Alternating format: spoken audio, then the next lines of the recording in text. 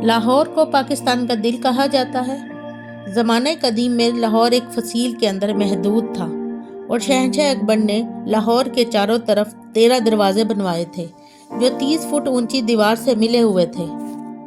लाहौर के 13 दरवाज़ों में से 7 दरवाजे 1947 के फसादात की नज़र हो गए। 6 दरवाजे अभी बाकी हैं। उनमें एक दरवाज़ा है देहली गेट। इस दरवाजे का नाम देहली गेट इसलिए रखा गया क्योंकि इसका रुख देहली शहर की तरफ है। ये दरवाज़ा मुग़ल बादशाह अकबर के अहद में 1600 की दहाई में तामीर किया गया था। ये दरवाज़ा तमाम दरवाज़ों में सबसे अहम था क्योंकि जब मुग़ल बादशाह दिल्ली से लाहौर आया करते तो इसी दरवाजे का रास्ता इस्तेमाल करते। इसी वजह से ये दरवाज़ा या रास्ता शाही गुज़रगाह के नाम से मशहूर हुआ। इस दरवाजे को ताकत की अलामत भी कहा जाता था क्योंकि इसका रुख मशरिक की तरफ है। ये दरवाज़ा मुग़लों की शान शौकत, जाहो जलाल और अज़मत की यादगार के तौर पर देखा जाता है। इस दरवाजे में तारीखी मुकामात सबसे ज़्यादा हैं। जब आप इस दरवाजे को अबूर करेंगे तो आप 17वीं सदी की दुनिया में होंगे। इस दरवाजे की दाएं जानिब सबील वाली गली है। इस गली के बाहर पानी की एक सबील है, इसलिए सबील वाली गली कहते हैं। ये गली दिल्ली दरवाजे के बिल्कुल साथ है। पुराने वक्तों में जब लोग इस दरवाजे से लाहौर में दाखिल होते तो उन्हें पानी पीने की ज़रूरत महसूस होती, तो यहाँ सबील के ज़रिए उन्हें पानी दिया जाता।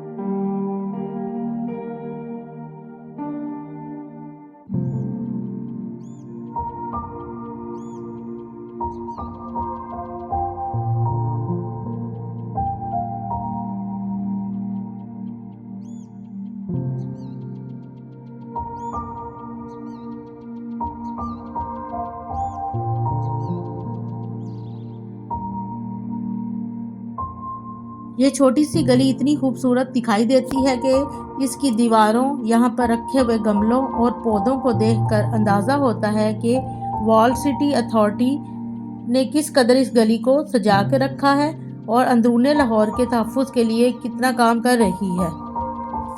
इस गली की खूबसूरती और नक्शो निगार की वजह से लोग इसे स्पेन वाली गली भी कहते हैं।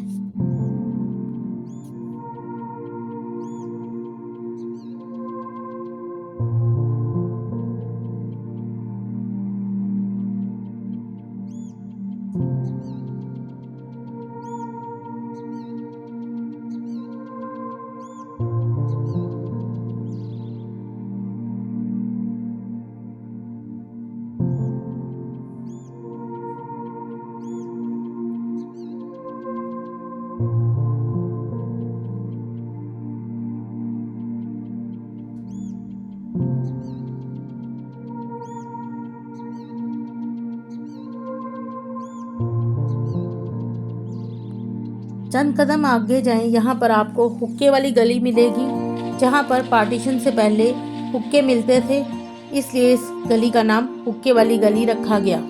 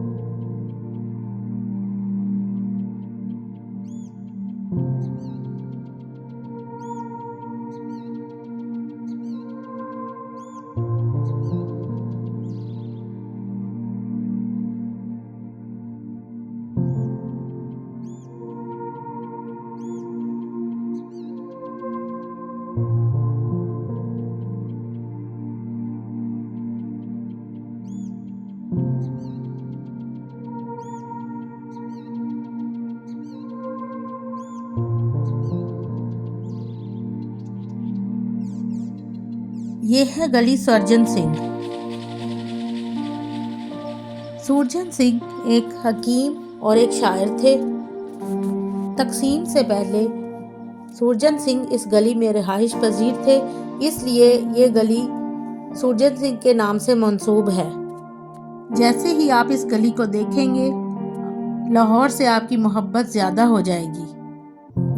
Wall city authority, world bank और जर्मन फंडिंग के अलावा अखवत ने इस गली को सजाने, संवारने और निखारने में अहम किरदार अदा किया है। दिन के वक्त इस गली का हुस्न इतना नहीं जितना रात को इसके हुस्न में 4 चांद लग जाते हैं। जब कोई तकरीब हो तो इस गली को रवायती तरीके से सजाया जाता है। गवर्नमेंट ने इस गली को पुरानी तर्ज में ही रेनोवेट किया है। इस गली में पुराने तर्ज की बैठक और मुख्तलिफ चीज़ों का बेचना वगैरह यहाँ पर इस तरह की एक्टिविटीज़ मिलेंगी।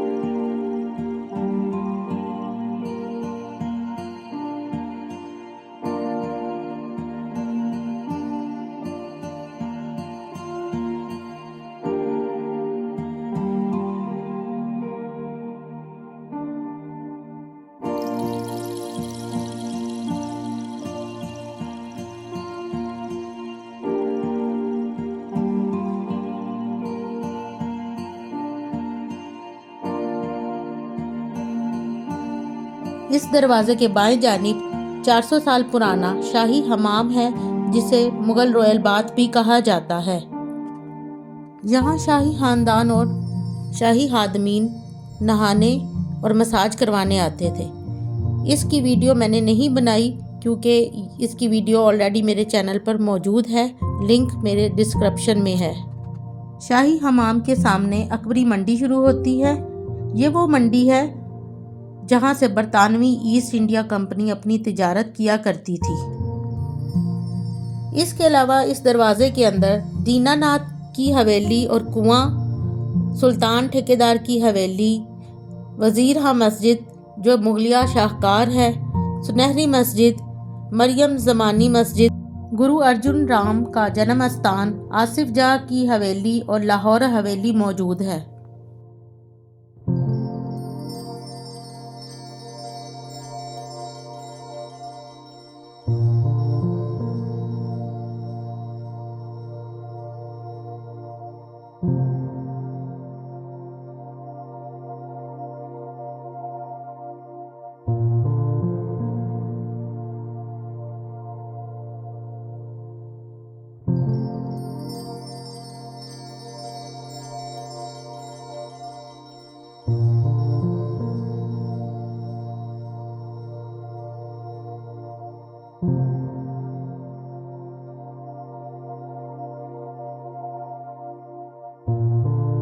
ये दरवाज़ा बाकी 6 दरवाज़ों में सबसे अहम है।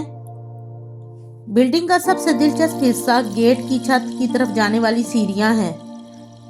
ये सीढ़ियां 90 डिग्री के ज़ाविये पर बनी हुई हैं। ये बिल्डिंग को अचानक हमलों से बचाने और हमलावरों की रफ्तार को कम करने के लिए किया गया था। ऊपर की जानिब जाएं तो बाएं जानिब शाही हमाम की छत नजर आती है। दिल्ली गेट बाजार में दाखिल होने वाले गेट की ग्राउंड फ्लोर पर 6 कमरे हैं जो अब सियाहत के दफातर और दस्तकारी के मराकज़ बन चुके हैं। अंग्रेज़ों की हुकूमत में गेट की साख्त को तब्दील कर दिया गया 1800 की दहाई में अंग्रेज़ों ने शहर के दरवाज़ों को गिरा दिया और एक सर्कल रोड और एक बाग शामिल किया, जो आज भी मौजूद है। 1900 की दहाई में दरवाज़ों को मुग़ल फ़न तामीर के साथ मिलाकर नौ आबादियाती फ़न तामीर के अंदाज में दोबारा तामीर किया गया, लिहाजा अब ये इस दरवाज़े से मुख्तलिफ है जो अकबर बादशाह ने बनवाया था। दिल्ली गेट शहर मुख्तलिफ नशेबो फराज से गुजरा है। इसने अमन और अफरा तफरी दोनों मौसम देखे हैं। मुकामी लोगों का कहना है कि किसी ज़माने में लकड़ी के दरवाजे हुआ करते थे जो आज़ादी के फसादात के दौरान तबाह हो गए। 1947 के बाद इस गेट के साथ लड़कियों का स्कूल था जो आज भी मौजूद है।